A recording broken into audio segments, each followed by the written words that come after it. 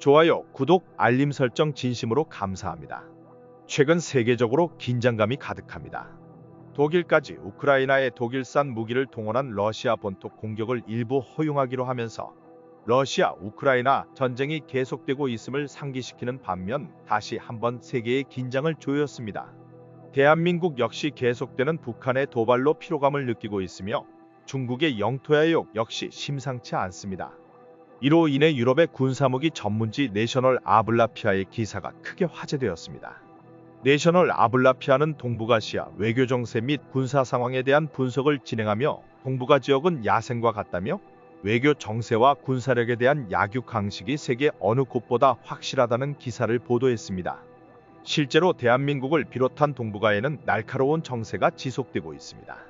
그렇기 때문에 최첨단 군사무기 기술력을 필두로 육해공군의 군사력을 빠르게 증강시켜 나가야 합니다.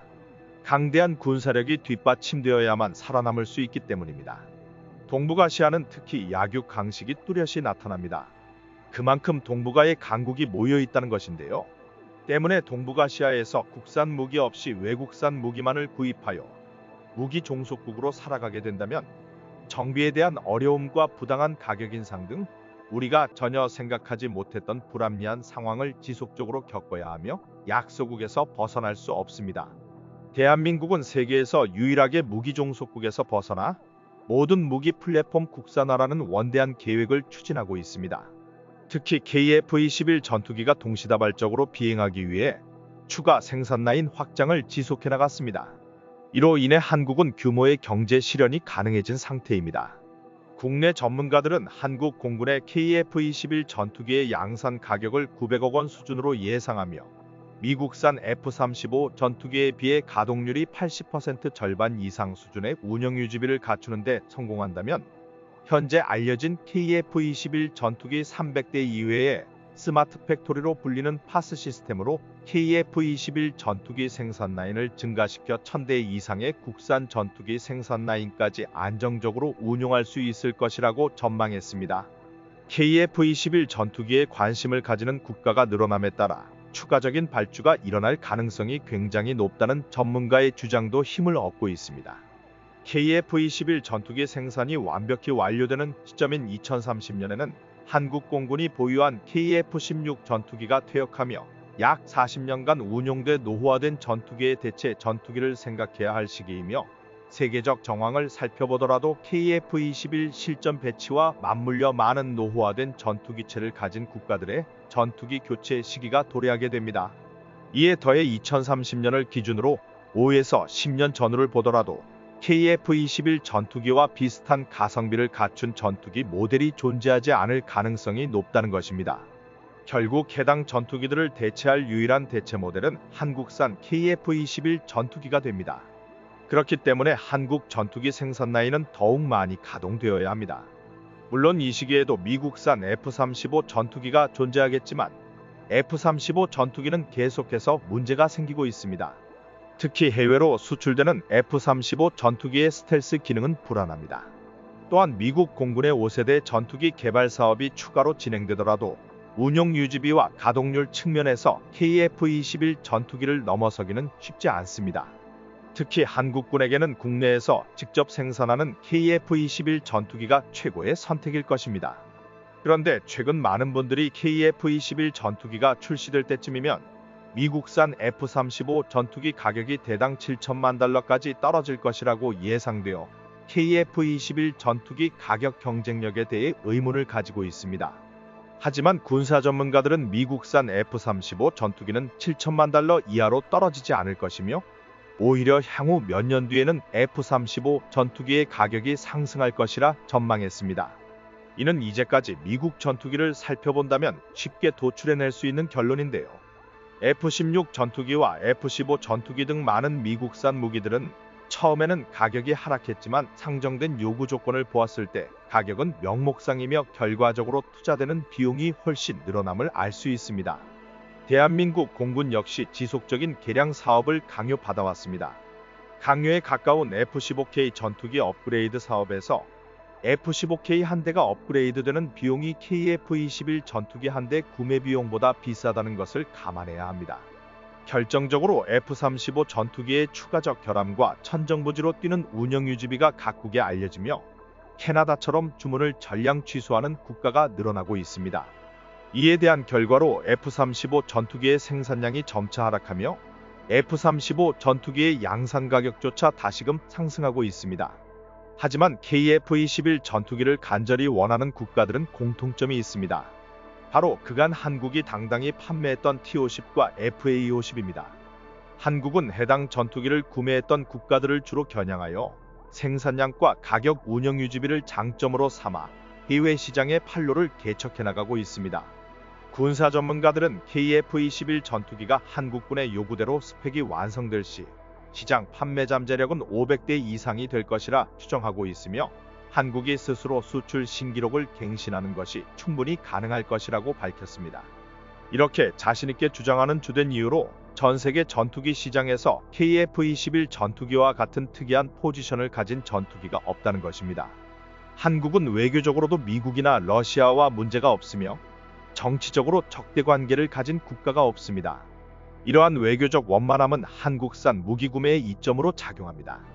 저렴하고 실속 없고 언제나 카탈로그에 허위 스펙을 기재하며 미국 정부의 경제 제재까지 받아야 하는 중국 무기와 실로 비교됩니다. 이어서 KF-21 전투기 생산 라인에 적용된 한국형 스마트 팩토리 파스 시스템이란 2000분의 1인치 오차도 허용하지 않는 미래형 전투기 조립 시스템입니다. 이는 현재까지 세계에 존재하는 전투기 조립 방식 중 가장 최신형의 스마트 팩토리 최첨단 기술력입니다. 이러한 전투기 생산 라인인 파스 시스템 도입으로 미국에 이어 한국이 두 번째로 국제 언론의 주목을 받게 되었습니다. 스마트 팩토리 파스 시스템은 KF-21 전투기는 물론이고 한국형 수송기까지 동일하게 적용될 예정입니다. 조립 방식은 디지털 형식으로 3차원 공간에 설정된 좌표를 따라 위치를 잡아가는 초정밀 시스템인 만큼 기존 사람이 해오던 방식과 달리 조립 공정기간이 2.5일로 단축되었으며 이로 인해 전투기 생산성이 크게 향상되었습니다. 특히 항공기는 비행 환경과 다양한 공기역학 요인에 반응하기 때문에 스마트 팩토리를 통한 최소한의 조립 오차율은 항공기를 지키는 데 필수적입니다. 그런데 대한민국이 이 분야 최고의 선두로 달리게 되었다는 것은 KF-21 전투기가 얼마나 생산력이 뛰어난지 몸소 실감시켜주는 기술력이라는 것을 알 수 있습니다. 대한민국이 실전 기체를 조립하기 시작하자 KF-21 도입을 원하는 국가들의 구매 제한이 쇄도하고 있습니다. 아직까지 KF-21 전투기의 개발 비용을 모두 갚지 않은 인도네시아를 배제하고도 한국이 목표로 삼고 있는 대표적인 수출 국가는 F-35 전투기를 구매하려다 미국 정부의 반대에 부딪혀 실패한 카타르, 한국처럼 노후화된 전투기를 대체하고 싶어하는 스페인, T-50 운영에 만족한 태국과 필리핀, 한국 방산 무기의 최상의 만족도를 보인 유럽연합 중 한국산 전투기를 수입 대상으로 고려하는 핀란드, 헝가리, 폴란드, 체코에 이어 가장 큰 무기 시장 고객인 중동 국가들과 테자스 사업이 만족스럽지 않은 인도 공군까지 대한민국 전투기에 관심을 가지고 있습니다. 많은 국가가 한국산 전투기에 관심을 가지는 만큼 사명감을 가지고 수출을 해낸다면 KF-21 전투기는 한국 경제에도 긍정적인 영향을 미칠 전망입니다. 방위사업청은 KF-21 사업에 따른 경제적 파급 효과가 대단할 것이라고 밝혔습니다. 이에 대해 웹진에서는 KF-21 전투기의 개통 시험 등을 진행하며 가상 전투기가 비행하는 상황을 제어할 수 있다며 최첨단 메인 컨트롤을 포함해 한국이 직접 개발한 조종성 평가 시뮬레이터가 있었는데 조종석 앞에 넓게 펼쳐진 화면에는 실제 한반도 지형과 동아시아 공격권을 똑같이 스캔한 장면이 나와 대한민국의 응축된 기술력을 제대로 보여줄 수 있었다고 설명했습니다. 결정적으로 한국 공군은 국방부 KF-21 전투기 생산 라인 관리회의에서 총 400대의 KF-21 전투기가 필요하다는 놀라운 입장을 밝힌 적이 있습니다. 반면 애초부터 중국이 자랑스럽게 광고하는 FC-31 전투기는 처음부터 중국이 작정하고 개발에 나선 모델이 아닙니다. 중국에서도 FC-31은 곱게 보지 않던 이들이 많았던 기종입니다. FC-31 전투기는 원래 중국 정부가 아닌 중국 민항업체가 추진하는 프로젝트였기 때문에 중국의 엄청난 지원을 받은 J-20 전투기와는 출발선부터 달랐습니다. 때문에 일찍이 개발에 들어간 기체지만 시장에서는 호응이 없었습니다.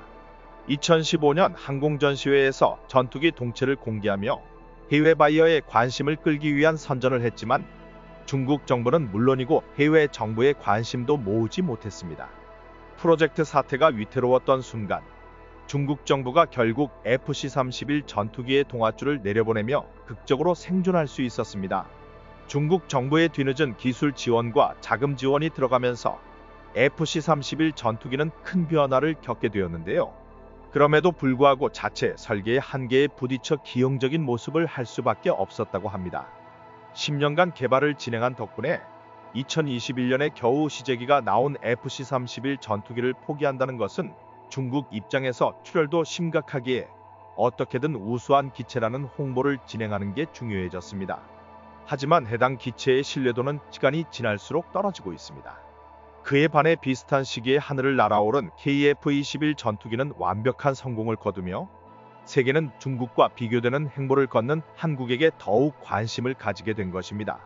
중국은 다급하게 FC-31 전투기의 우수함을 홍보하며 KF-21 전투기를 깎아내렸지만 전 세계인들은 이에 대해 각자의 판단을 했습니다. 한국산 KF-21 전투기의 실제 성능 테스트를 지켜본 세계 각국은 결국 한국의 KF-21 전투기에 열광할 수밖에 없었습니다. 중국이 한국을 폄하하기 위해 시도한 비교 전략이 오히려 한국 전투기의 놀라운 성능을 알리는 계기가 되었습니다. 세계인들도 한국산 전투기의 성능 개량 속도와 실전 위력에 놀라고 있습니다. 전 세계의 극찬을 받으며 실전 기체 조립을 시작한 우리 한국산 KF-21 전투기, 앞으로도 더욱 발전하여 한국을 수호해야 할 것입니다. 시청해주셔서 감사합니다. 언제나 신속하고 정확한 국방 소식 전달해 드리겠습니다. 구독자 여러분 행복한 하루 보내세요.